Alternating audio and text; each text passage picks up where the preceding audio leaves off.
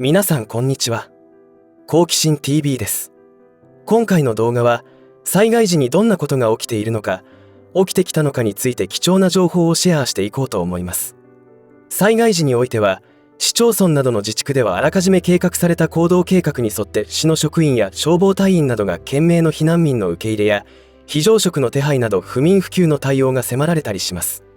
被災した住民の中には水や食料の支給が遅いことや薬がないということで市の職員などに危機迫る形相で迫る方が散見されていたことはよく聞く話です。同時に被災した人たちからはもっとこうしておけばよかったなどの反省もよく聞かれることです。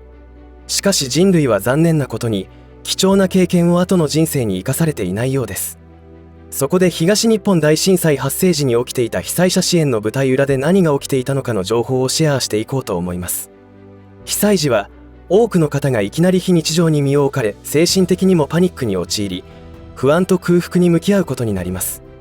その時に被災者救済がどのように展開されているかを知っていれば、貴重な気力や体力の消耗をしないで済むことになり、それが生死を分けることになるかもしれません。この動画を最後まで見ることで、ご自身の非常時の対策に足りないと思われるところの修正や、有事が起きた時のマインド設定にお役立ていただければと思います。ぜひ最後までご視聴ください。このチャンネルでは自分や家族の身を守るためにできることや、日本人がこれ以上騙されることがないようにするための情報を発信しています。チャンネル登録がお済みでない方はぜひチャンネル登録をお願いします。さて、今回は未曾有の被害をもたらした東日本大震災で何が起きていたかを、当時農林水産省の総合食糧局政策推進室長の土井邦弘さんが綴った記録から災害時にどんなことが起きていたのかを考察していきたいと思います。まずその記録の中で印象に残ったのは、万全の準備をしていたにもかかわらず実際に起きたことは不測の事態であったということです。その記録では食料供給に絞ったものなので、日用品や薬の不足などの情報は不明ですが、おそらく避難所でのトイレの問題や治安の問題などが山積みとなり、本当に多くの被災者や自治体などの職員の皆さんの苦労があったと思います。被災した地域に住んでいた方々はもちろんのこと、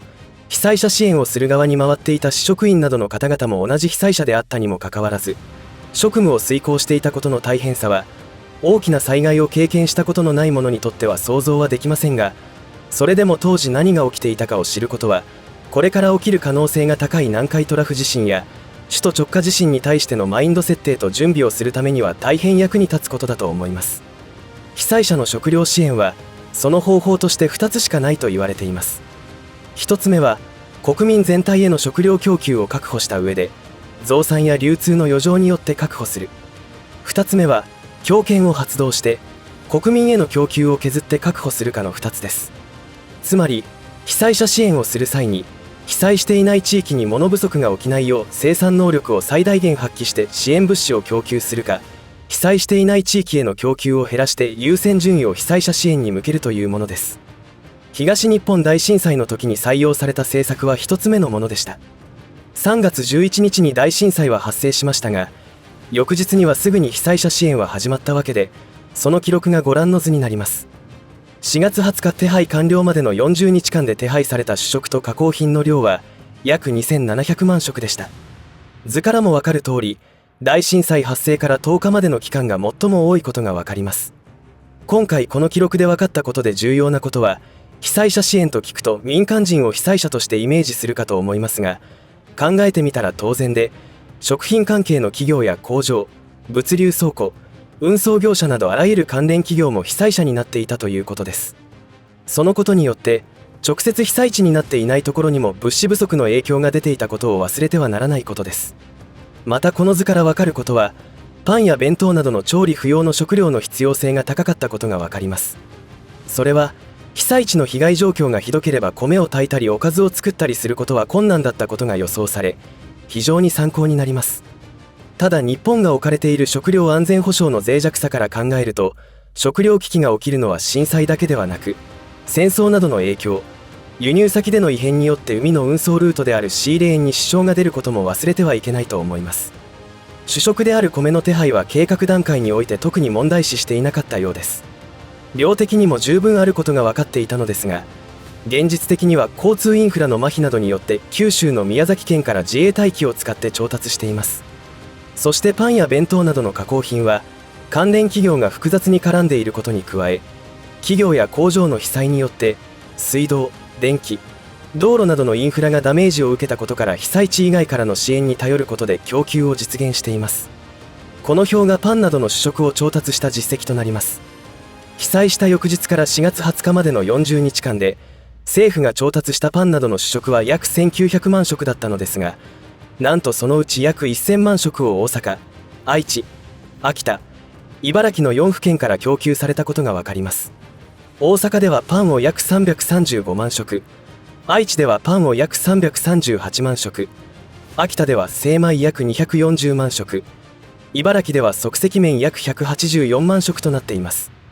ところが日本最大の食糧基地であった北海道は海上輸送のダメージなどによって本州からの原料調達システムにダメージを受け、その力を発揮できなかったことは見逃せない事実です。そしてその調達品の手配についてどのくらいの時間がかかったかのデータも分かっていますので紹介すると、農林水産省では災害時に協力要請ができる企業のリストを持っており、大震災発生時の時にはすぐに決められた手順をもとに手配をかけることになりますが、理屈で考えるほど簡単なものではなかったことが分かります。というのは、例えば東北地方でパンを製造している企業は1社しかなく、生産能力は1日約100万食だそうです。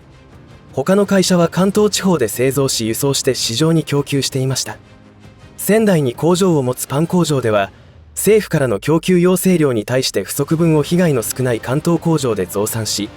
その際に必要な原料の手配、輸送トラックの手配などを詰めていくと、関東工場だけでは能力不足であることが判明しました。そこで供給量を満たすために名古屋、神戸、大阪、さらに岡山の4つの工場での増産を決め政府に供給可能であることを報告しています。結局政府からの要請に対して増産計画を立て手配が可能という報告を完了するまでに12時間がかかりました。そしてそこから先は実際にパンの製造工程に入るわけですが、トータルで管理する側は製品ができても運べるトラック便の手配ができなければ被災地にはパンを届けることができません。つまりトラック便の手配が完了するまではパンの製造を始められないことになります。ところが大阪から仙台までの900キロの道のりを走るために必要なトラック量が燃料不足や年度末の引っ越しシーズンと重なり、その手配に手間取ります。結局手配が完了するのに30時間が必要だったそうです。それをもってパンの製造に入るのですが、約12時間後に大阪からトラック便が出発しました。運送にかかる時間は実に12時間で県が指定する物資集積拠点に到着します。そこから被災者がいるところまでのいわゆるラストワンマイルは道路インフラの被害などもあり困難を極めることになるのですが、そのようなプロセスを経て被災者にパンが届けられることになります。しかもそれは1回やって終わりではなかったわけですから、関係者の中には家や家族が被災している中での作業だけに感謝しかありません。このように原料の手配から加工が必要な食料というのはその手配に最低5日かかると見込んでおいた方がいいですし、缶詰などの手配はその手配時間が大幅に短縮できることが分かります。海外からの支援物資はそのほとんどは水であり、10万食規模の支援の申し出はほとんどなかったそうです。また海外からの支援物資はその国で備蓄されている食品がほとんどであり、穀物やビスケット、缶詰などが大半だったそうです。即席麺などの加工度の高い商品をその国のサプライチェーンから調達して支援物資として送ることは不可能ではないのですが、何十万食という量を調達すればその国の国内需要に影響が出ることは間違いないので、現実的には無理です。実際に即席ラーメンなどを外国に依頼することも検討されましたが、同様に原料の調達や運送便の手配などにも時間がかかるわけで、100万食を手配しようとすると1ヶ月かかることが分かったそうです。そこで1ヶ月後には食料支援物資の供給はある程度目処が立っているという結論に至り断念したそうです。それでもある国からツナ缶50万食の無償支援の申し出があったそうですが、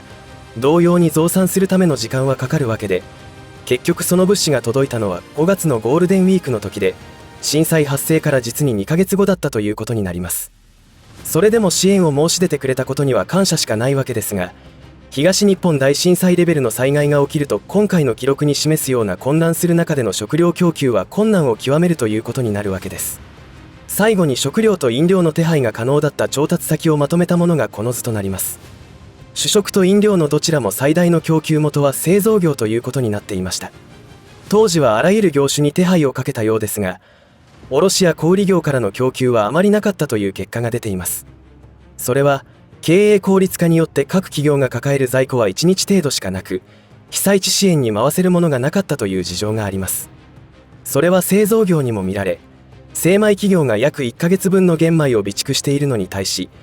パン製造企業と即席麺製造企業では原料の小麦粉の備蓄は5日分以下しかないのが実情です。一方で増産能力が最も高かったのは、東日本大震災で240万食を供給した精米企業で通常時の3倍の能力を有していて、今回の大震災で600万食と最多の食料を供給したパン製造企業の増産能力は 1.3 倍、200万食を供給した即席麺製造企業の増産能力は 1.5 倍だったそうです。こうして振り返ると、日本全国に製造拠点がある精米企業が緊急時には力を発揮することになりますし、パン製造企業や即席麺製造企業などは経営を集約しているため製造拠点数が限られており、緊急時の対応には限界が出てくることになります。改めて緊急時に手配可能能力が高い米の備蓄は見直されるべきものだと思いますし、そのためには各自がカセットコンロなどの調理器具を備蓄しておく必要があるということになります。しかしこのチャンネルで配信した動画でも触れていますが、今日本の米が異常気象によって不作になる可能性が高くなってきています。それは世界レベルで起きていることであり、明らかに深刻な状況です。今はまだスーパーやコンビニに行けばいつでも米は買えますが、そのうち入手が困難になるか、価格高騰が起きることになると思います。すでに今年作付けした稲が水不足で枯れ始めている地域も出てきているようですから、今年の新米の出来高はどうなるでしょうか。いかがだったでしょうか。東日本大震災において被災者に食料を届けるという職務を果たしてくれた方の記録を見ると、この先起きるかもしれない大災害に対しての備えや意識も変わるのではないでしょうか。重要なことは、大震災が起きた時には被災地以外の物資不足が発生しないよう増産体制を整えてことに当たっていることが分かったと思いますが、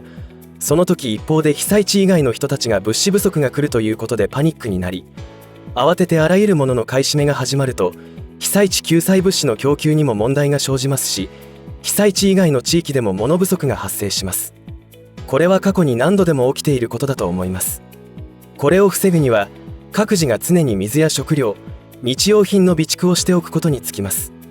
ことが起きた時に初めて慌てて買い占めに行く人たちがどれだけ発生してくるかで、二次災害や三次被害の規模が決まってくることになります。今回この動画を作りながら改めて思ったことは、食料備蓄や日用品の備蓄はライフスタイルの中に組み込むことが重要だと思いました。そして大災害が起きた時には、私たちが考えている以上にその手配には時間が必要になってくるという理解が必要であり、その理解ができていれば、震災時にイライラして気力や体力の消耗を防ぐことができると思います。むしろ半年、1年の備蓄があればもっと気持ちに余裕ができ、助け合いの精神も発揮できるのではないでしょうか。今回は東日本大震災の記録から多くの学びを得ることができましたが、もっと規模の大きい南海トラフ地震や首都直下地震が起きた時は、東日本大震災発生時にパンの供給で活躍してくれた企業がある愛知、大阪が被災地になる可能性が高いと思います。そもそも被災規模が東日本大震災の比ではないことから真剣に備える必要があると思います。広範囲にわたる被災は道路インフラの麻痺は致命的となり、1ヶ月以上の混乱が予想されるような状況では、最悪餓死する人が出てもおかしくないと考えます。自然災害だけでなく、輸入大国日本に住む私たちの食料安全保障の脆弱性は、戦争や紛争、輸入先国の不作、政変、戦争からもとんでもない影響が出てきますので、対策は急務です。もう一つこのチャンネルで伝えているのは、食料危機を引き起こそうとしているろくでもない輩たちの存在があるということです。今世界中で起きている20以上もの戦争や紛争によって兵器産業は莫大な利益を生み出していますが、それは兵器産業を牛耳る勢力による工作活動があるからです。戦争を誘発させて稼いでいる企業が存在していることに驚くと思いますが、これは事実です。ぜひこのチャンネルで配信した過去動画をご覧いただき、私たちが生きる世界の裏側に存在する陰謀、謀略を理解するようにしていただけたらと思います。この動画がご視聴の皆さんにとって、自分や家族の身を守るために必要な情報としてお役に立てればと思います。最後までお付き合いありがとうございました。以上で今回の話は終わりとしますが、皆さんの応援が次の動画作成の力になりますので、いいねボタン、チャンネル登録、通知設定をオンにしていただけると嬉しいです。また、コメント欄へのご意見、ご感想の書き込みもいただけたら励みになります。最後までご視聴ありがとうございました。好奇心 TV でした。